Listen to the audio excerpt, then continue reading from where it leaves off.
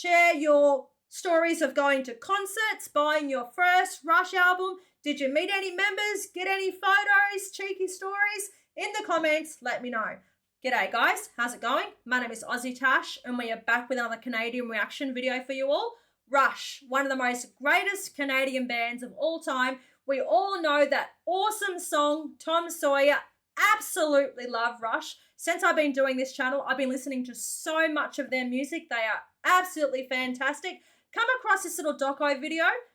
Goes into the in-depth history of Rush, of the band, from the 1960s all the way to present day. Really looking forward to getting into this video. But before we do, guys, please make sure to jump on, smash the subscribe button, and hit the notification bell for all future live streams and videos. Okay, let's get into it. Who are Rush? Music history. Let's go. The World of Music presents a band basic video, 19 studio albums, 42 singles, 40 million albums sold worldwide. Rush. Wow, that's awesome, man.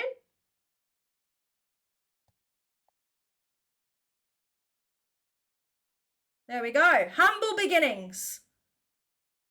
Our story begins with Mr. Alex Lifeson from Willowdale in Toronto, Canada. Born to Serbian immigrants as Alexander Zivojinovic in British Columbia, Alex began his musical career on the viola before quickly moving to guitar at age 12. In 1963, Alex formed The Projection, with school friend drummer John Rootsey and bassist Gary Cooper. Gary Cooper was eventually replaced by bassist and vocalist Jeff Jones in late 1968. Okay. Geddy Lee was also born in Willowdale to Jewish Holocaust survivors Mary and Morris Weinrib. Wow. When his father passed away, Geddy felt inspired to get the most out of his music and life. Initially playing guitar before switching to bass, Geddy replaced Jeff Jones some week after Jeff had first joined the band. The name Rush came soon after they began touring bars and high schools, suggested to them by John Rootsey's brother. It was then that they hit their stride by playing the likes of Cream and Jimi Hendrix. As the band grew in popularity and made a name for themselves, they set their sights on making an album. Awesome. The Working Men.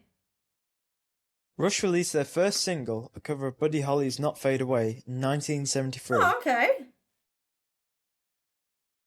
Reaching 99 on the RPM charts, the single did little to boost their fame. Oh, okay. However, with the assistance of manager at the time, Ray Daniels, Rush set about recording their first album.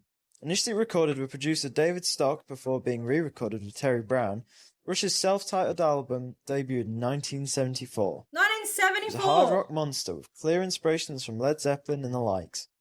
Following limited local success, the album found popularity when the song Working Man piqued the interest of a Cleveland radio station. You can definitely hear the influence of Led Zeppelin 100%. Rush. Mate, I don't know if you guys remember that show, The Goldbergs. It's an American show. It's just wrapped up. But there was this dude, this high school dude that looked like he was 37 while at high school, was always wearing a Rush shirt. Like every time you seen him, he'd be wearing a Rush shirt. Oh my gosh. I have to get a Rush shirt. 100%. I've got a Men Without Hat shirts, and that has turned into my concert shirt. So since getting that shirt, I think I wore it to, well, I know I wore it to Paul McCartney, I wore it to Weezer, and I wore it to Blink 182. So that become like my concert shirt. Subsequently, the band signed with Mercury Records, who re-released the album in the US. Touring of the album began, and so did the problems. John Rootsey, burdened with health complications from his diabetes, was eventually fired from the band after missing months of gigs.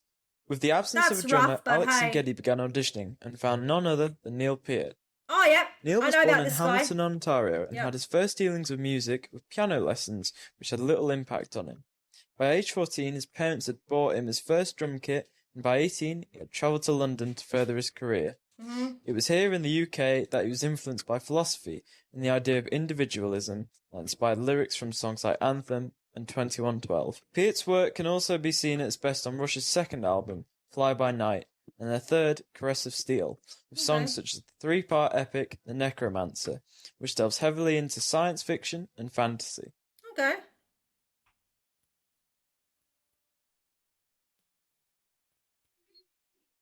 Caress of Steel didn't live up to the band's expectations, and with pressure from their disappointed record label to make their next album more accessible, the band were faced with a choice. They could turn their music into accessible, commercially friendly pop, or dive into a world of their own making.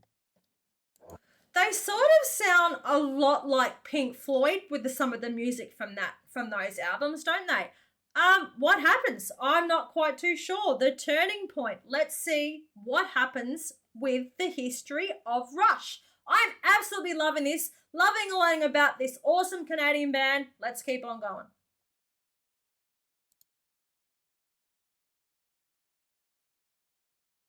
Their fourth studio album, 2112, released on the 1st of April 1976. The album only has 5 songs, but is dominated by the 20-minute space opera of the same name. Separated into 7 sections, 2112 describes a bleak world of space federations and oppressive priests. Okay. Alex Lifeson describes 2112 as the birth of real Rush, and rightly so, as the album sets the foundations of everything that followed. Okay. 1977 saw the release of A Farewell to Kings, I know this recorded one. at Rockfield 100%. Studios in Wales. I've seen the album this saw poster. their music grow to new heights, with each song becoming more complex and intricate. Songs like Xanadu saw the courtyard of the studio being used to create natural reverb, whilst the title track, A Farewell to Kings, saw more acoustic parts by Alex.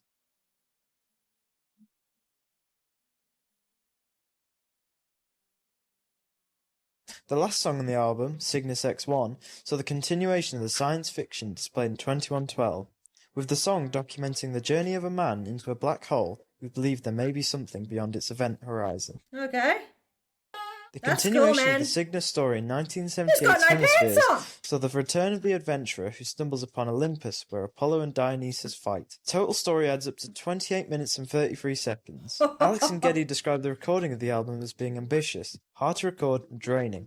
And rightly so. Take a listen to the complexities and time signature changes in Cygnus X1, Book 2.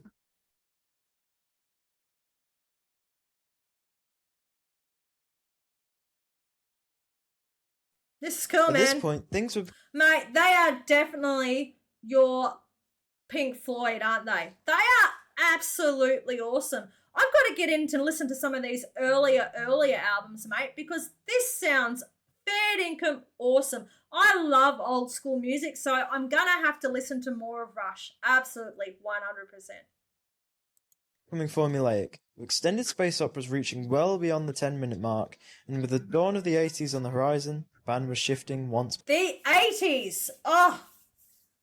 In the limelight! Alright, here we go. As the 1980s dawned, Rush dropped the kimonos and extended songs and moved towards reggae and new wave, while still presenting elements of hard rock. Permanent Waves saw synthesizers come to the forefront of their sound and the creation of more radio-friendly music. The spirit of the radio, arguably one of Rush's... Hold on, I'm just having a laugh. The 80s synthesized music. Oh my gosh. That pretty much sums up the 80s in a nutshell. Synthesized music, big headbands. I absolutely love the 80s. Best decade of music all time in history. Poor AussieTash. I'm sort of miss the 80s. I was more in the 90s, but mate, I love going back and listening to the music from the 80s. It's just the best, mate. The best. Rush's greatest songs helped see the album to top 5 in the US. Wow, that's cool.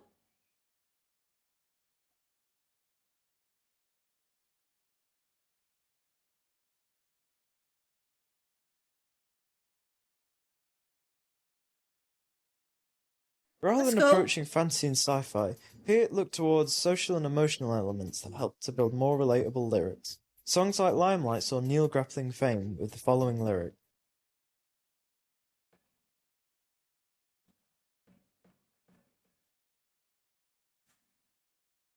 On the other hand, the song Tom Sawyer describes a mundane, individualistic rebel, much like the band themselves. Moving Pictures reached number 3 on the Billboard 200 album chart and has been certified quadruple platinum.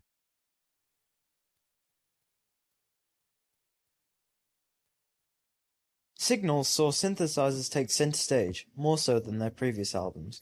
Tracks such as Subdivisions are a great example, where the synthesizers create the frontline melody whilst the guitar takes the backseat.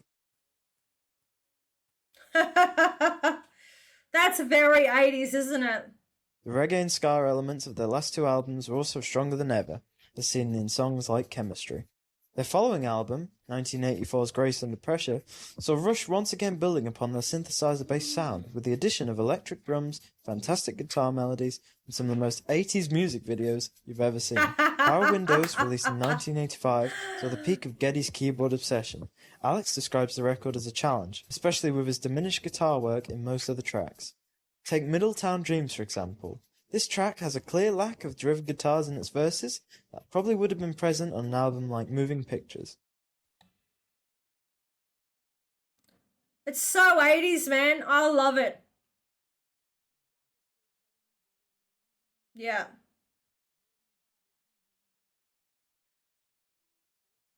"1987's whole It's so 80s. I love it. And oh my gosh, guys, leave in the comments. Don't you miss music videos, mate? I absolutely miss music videos.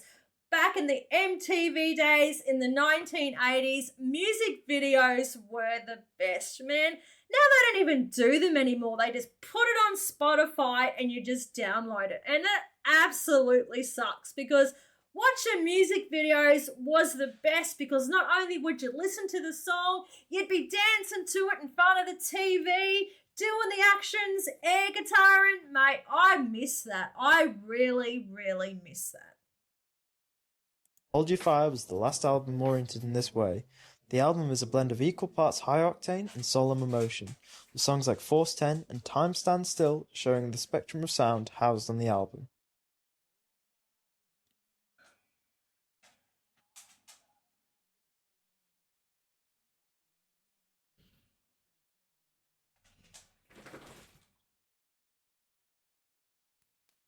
Wow. Getting a bit older now, The band hey? growing ever older and their music changing to conform to the 90s that loomed on the horizon. Rush released Presto in 1989 and Roll the Bones in 1991. You got grunge Both of now. these albums saw a return to form with songs like Superconductor that are heavily guitar-centric and clearly lacking the keyboards of their previous albums. Yeah.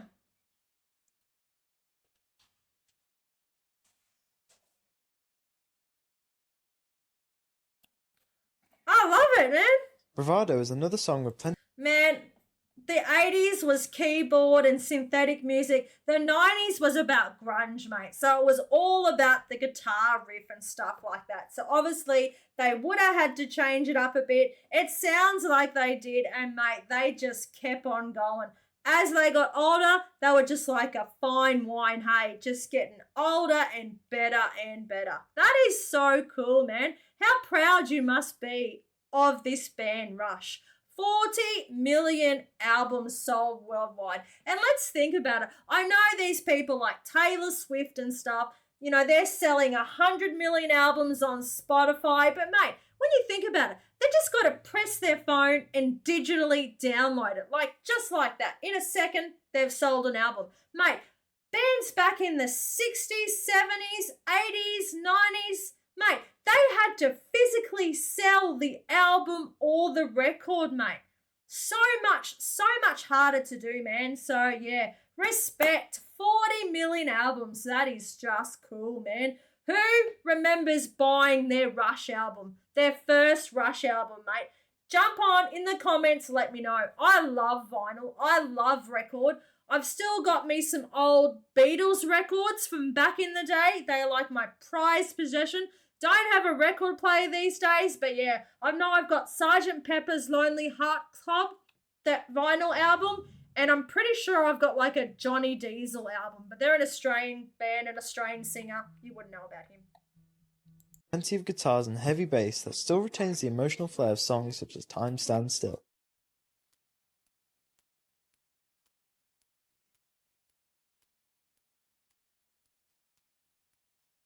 Counterparts and Test for Echo continue this trend of more guitar-driven songs. However, these albums include more jazz elements as a result of Neil Peart's time with jazz drummer Freddie Gruber. Following the conclusion of the Test for Echo tour, the band entered a 5-year hiatus after the death of Neil Peart's daughter and wife. Whilst Neil travelled 55,000 miles across North America to mourn and reflect, Alex and Geddy went along their own paths. Alex states that he believed the band was ending, and that after all that had happened to Neil, the band didn't seem important. Geddy worked on his solo career, whilst Alex made music for TV with a range of bands. Yeah. Only after Neil married his second wife, photographer Carrie Nuttall, did Neil decide to return to his bandmates. Okay. In 2001, Rush reformed and set about making their next album. 2001, okay. The Garden.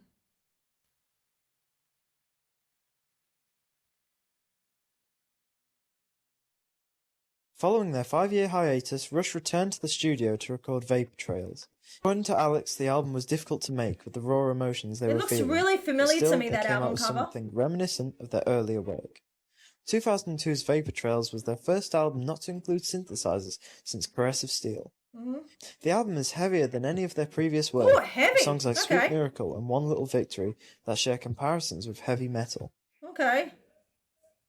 Oh, wow!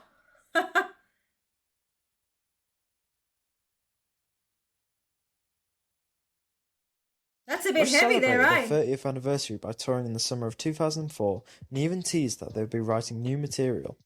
2007's Snakes and Arrows saw the band working apart from one another to produce the album. Songs like The Larger Bowl and Far Cry also saw a return of acoustic guitars.